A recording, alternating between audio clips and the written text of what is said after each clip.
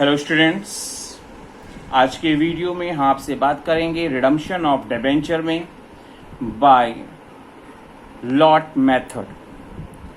मतलब डिबेंचर का रिडम्पशन थोड़े थोड़े सेगमेंट में लॉट्स में किया जा रहा है, तो सिचुएशन में क्वेश्चन को कैसे किया जाता है इसके लिए मैं क्वेश्चन आपको दे रहा हूं। दिया हुआ है A limited issued 12,006% debentures of ₹100 each on 1st September 2009, redeemable at a premium of 7%। 7% की रेट से प्रीमियम पर हम रिडम्पशन करेंगे और जो रिडम्पशन होगा वो होगा 31 मार्च 2015 को 4,000 डिबेंचर का, 31 मार्च 2016 को 3,000 डिबेंचर्स का एंड 31 मार्च 2017 को 5,000 डिबेंचर्स का हमारे बोर्ड ऑफ डायरेक्टर्स पेमेंट करेंगे। दिया हुआ है the board of directors has also decided to transfer the required amount to debenture redemption reserve in 4 equal installments starting from 31st March 2011। DRR जो 25% हमारे को बनाने की सेबी की ओर से गाइडलाइन के अकॉर्डिंग हमारे लिए एक प्रेशर रहता है, जिसको फुलफिल करने के लिए हमको 4 इक्वल इंस्टॉलमेंट्स में करने की परमिशन प्रोवाइड की गई है। और ये काम हमारा स्टार्ट कब होगा? 31 मार्च 2011 को। हमको जर्नल एंट्री पास करनी है और इन्वेस्ट मान के चल रहे हैं कि इन्वेस्टमेंट जो भी था वो लॉ के अकॉर्डिंग कर दिया गया है, फिक्स डिपॉजिट बैंक में किया गया है। तो स्टार्ट करेंगे। क्वेश्चन दिया हुआ है हमारे को, क्या दिया है? तो सबसे पहले किसी भी क्वेश्चन को जब स्टार्ट करते हैं तो सबसे पहले लिखते हैं जर्नल एंट्री किसकी बुक्स में हम बना रहे हैं या स्टेटमेंट किसकी बुक्स में बना रहे हैं। तो जर्नल एंट्री जो हम कर रहे हैं वो in the books of A limited क्या बना रहे हैं। और क्वेश्चन में हमको दिया था कि हम 12,000 डिबेंचर्स ₹100 ईच, जिसका रिडम्पशन हम 7% की रेट से करेंगे। इशू एट पार हुआ है, पहले इशू की एंट्री की जाएगी और इशू के सेंस में जब हम एंट्री करेंगे तो पहले रिसीव की एंट्री करेंगे और रिसीव की जो हमारी एंट्री होगी 1 सितंबर 2011 को, क्योंकि 1 सितंबर 2011 को इशू किया गया था। पैसा आएगा और पैसा जब आएगा रूल कहता है डेबिट व्हाट कम्स इन, मैंने लिखा बैंक अकाउंट दिया 12,000 debentures at the rate of ₹100, हमको 12 लाख रुपीज रियलाइज होंगे।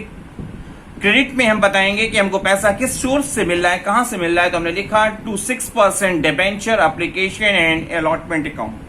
12,000 debentures at the rate of ₹100 के अकॉर्डिंग ये पैसा हमको रिसीव हुआ है। और नरेशन में हम लिखेंगे receipt of application money on 12,006% debentures at the rate of ₹100 each। इसके बाद हमको क्या करना होगा? ड्यू करना होगा। और आपको पता है कि किसी भी कॉल के लिए जब हम बात करते हैं तो हमेशा 2 एंट्री पास करते हैं, एक रिसीव करने की, एक ड्यू करने की।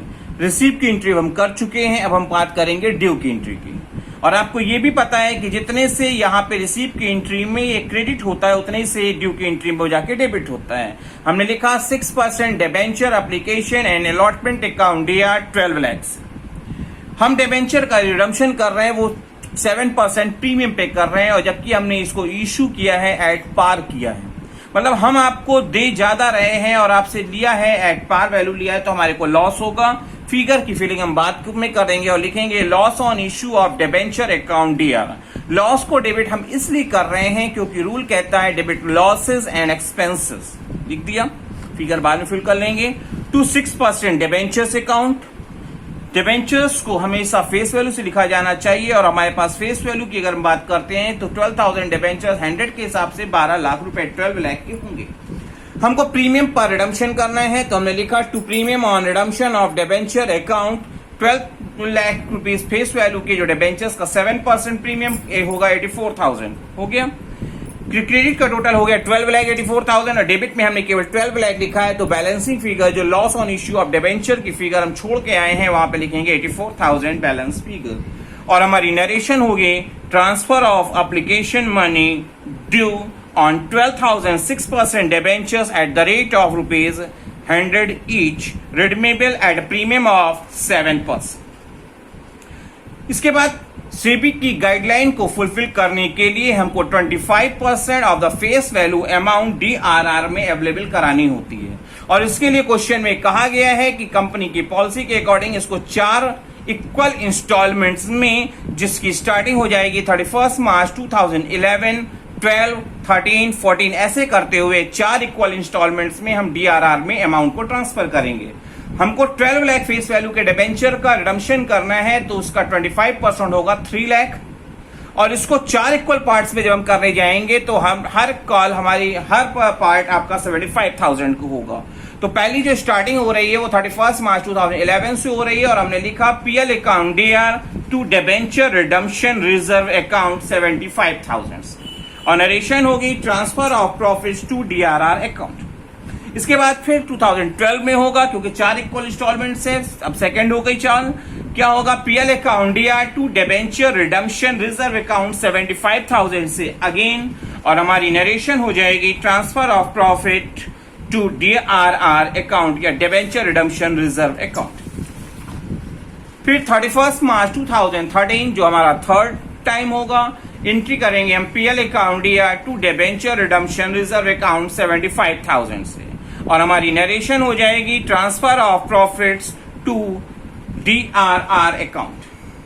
और फोर्थ और लास्ट चांस, क्योंकि 4 इक्वल इंस्टॉलमेंट से बोला था, 3 हो चुकी है, फोर्थ में फिर हमको एंट्री पास करनी होगी, और हम लिखेंगे PL account DR to debenture redemption reserve account 75,000 से, और हमारी यहां पे भी नरेशन वही पुरानी transfer of profits to debenture redemption reserve account. SEBI guideline के अकॉर्डिंग हमको 25% का प्रोविजन करना होता है, और उसके बाद हमने एक आपको बताया था कि जिस डेट को आप रिडम्पशन कर रहे हैं उससे पहले 30 अप्रैल तक, जो भी 30 अप्रैल आए उस डेट तक हमारे पास 15% डिबेंचर रिडम्पशन इन्वेस्टमेंट हमारे पास अवेलेबल होना चाहिए। तो अब हम क्या करेंगे, हमको कितने डिबेंचर का रिडम्पशन करना था, क्वेश्चन में हमको दिया था 4,000 debentures 100 rupees each, it mean 4 lakh value के डिबेंचर का रिडम्पशन करना है, जिसकी हमारी फेस वैल्यू होगी 4 लाख होगी, और जिसका 15% अगर हम बात करेंगे तो 60,000।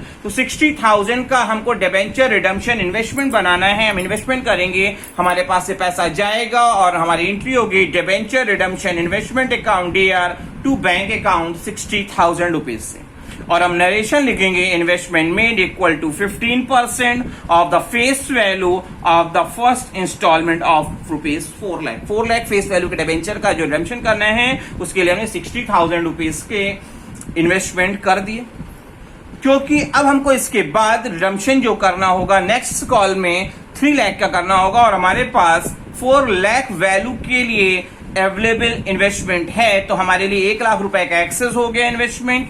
फिर उसके वो 1 लाख वैल्यू के लिए जो इन्वेस्टमेंट एक्सेस है, जिसको हम लोग क्या करेंगे, इन कैश करा लेंगे 31 मार्च 2015। जब अपनी फर्स्ट इंस्टॉलमेंट का पेमेंट करेंगे उससे पहले ही जो एक्सेस इन्वेस्टमेंट पड़ा हुआ है, जिसकी अब आगे जरूरत नहीं पड़ेगी, उसको हम लोग क्या करेंगे, इन कैश करा लेंगे, और हमने लिखा bank account DR to debenture redemption investment account, क्योंकि फ्यूचर में हमको 3,000 डिबेंचर्स 100 इज 3 लाख वाले फेस वैल्यू की रिक्वायरमेंट होगी, जिसके लिए हमको 15% होता है 45,000, और हमने 4 लाख के लिए 60,000 का कर रखा है, तो 15,000 रुपए जो एक्स्ट्रा इन्वेस्टमेंट है उसको हमने इन कैश कर लिया। तो एंट्री हमारी 15,000 रुपए से पास की जाएगी, और नरेशन में लिख देंगे हम investment in cash equal to 15% of the face value of rupees 1 lakh.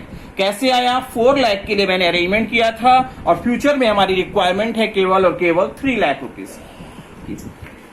इसके बाद हम जब क्वेश्चन करेंगे तो 31 मार्च 2015 को अपनी पहली इंस्टॉलमेंट का हम पेमेंट करने जाएंगे, और उसके लिए हमको क्या करना होगा, ड्यू करना होगा, और हम ड्यू करेंगे तो लिखेंगे 6% debentures account DR 4,000 debentures 100 each 4 lakh rupees से, 7% प्रीमियम पर हम रिडम्पशन कर रहे हैं, तो उस प्रीमियम का भी ड्यू करना होगा, अरेंजमेंट करना होगा, और हमने लिखा premium on redemption of debenture account DR 4 lakh का 7% 28,000 to debenture holders account 4 lakh 28,000 total amount, और हमारी नरेशन होगी amount due on redemption.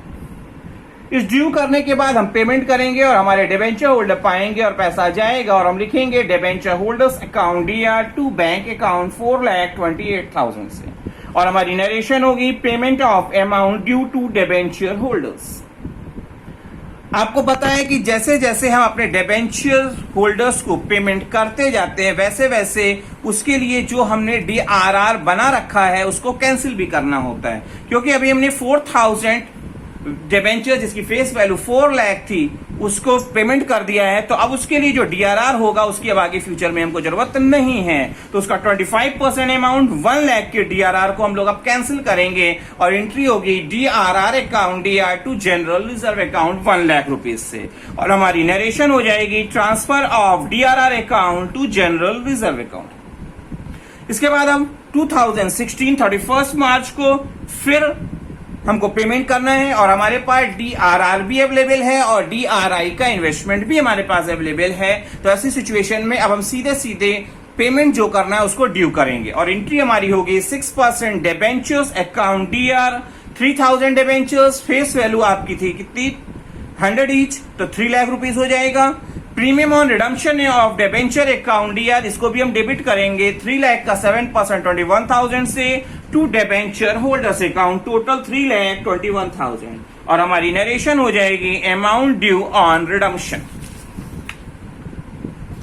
Due करने के बाद हम पेमेंट करते हैं और पेमेंट जब हम करेंगे तो डिबेंचर होल्डर पाएंगे और हमारे पास से पैसा जाएगा और एंट्री हम लिखेंगे debenture holders account DR to bank account 3,21,000 से, और हमारी नरेशन हो जाएगी payment of amount due to debenture holders.